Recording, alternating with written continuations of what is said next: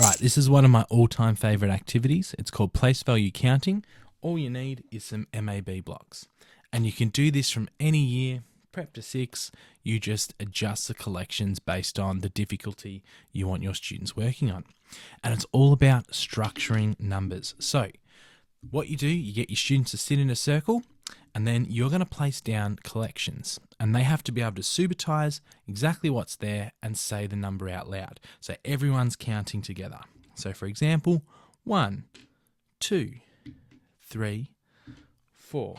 So the students would count with each block I put down. 14, 24, 34, 33, 32, 22, 32.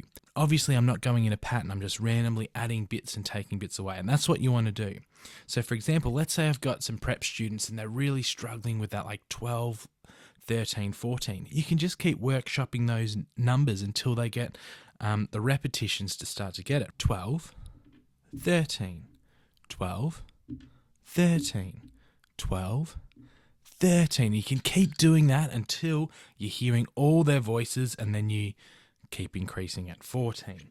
And you can keep going. 24, 34, 134, 234. You can even go into the thousands. 1,234, 1,224, 1,124. Sometimes I like to give everyone a whiteboard as well when they're sitting around a circle, and then occasionally stop and get them to record the number in its numerals. So for example, especially with like those grade 2s, when writing some of those 3 and 4 digit numbers can be difficult. If I took that 100 away, I might say, all right, let's pause, write down what this number is.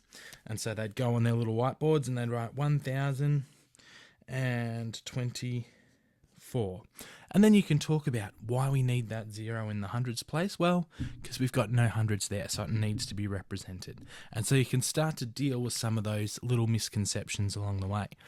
Really fun, really quick, easy, and the thing I love about it is just within such a short time, you're giving your students so many opportunities to recognize a number, subitize it, recognize it, say it out aloud. And it obviously will really help with them when it comes to addition and subtraction, of just instantly being able to add 10, take 10, add 100, take 100. Definitely worth giving this one a try. Let me know how you go. Go math it up.